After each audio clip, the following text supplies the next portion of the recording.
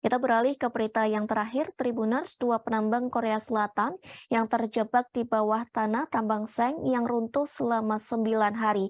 Namun beruntungnya mereka ditarik keluar dalam keadaan hidup-hidup. Kedua penambang ini berusia 62 dan 56 tahun. Diyakini keduanya berusaha tetap hangat dengan menyalakan api dan membangun tenda dari plastik. Mereka dikatakan dalam kondisi stabil pada Sabtu 5 November 2022. Dilaporkan kedua penambang ini terdampar hampir 200 meter di bawah tanah.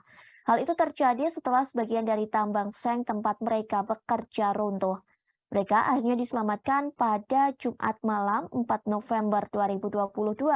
Disebutkan lebih dari 9 hari setelah upaya penyelamatan mereka dimulai. Operasi penyelamatan dimulai pada Kamis 27 Oktober ketika pekerja darurat mengebor lubang dan memasukkan kamera kecil dalam upaya untuk menemukan para penambang. Akhirnya mereka ditemukan dalam keadaan duduk menyandar bahu dengan bahu untuk menjaga diri agar tetap hangat. Keduanya bisa keluar dari tambang dan dibawa ke rumah sakit setempat. Dokter mereka mengatakan harus menjalani pemulihan penuh, sementara Presiden Yoon Suk Yeol menyebut penyelamatan mereka benar-benar ajaib. Hal tersebut telah dituliskan melalui akun Facebook Yoon Suk Yeol. Pihak berwenang mengatakan para penambang selamat dengan air yang jatuh dari langit-langit gua.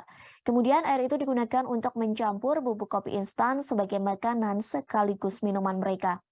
Meski begitu, satu di antara penambang tersebut mengalami sedikit gangguan mata setelah berhasil diselamatkan. Bahkan sang keponakan mengatakan sang paman tidak mengenalinya.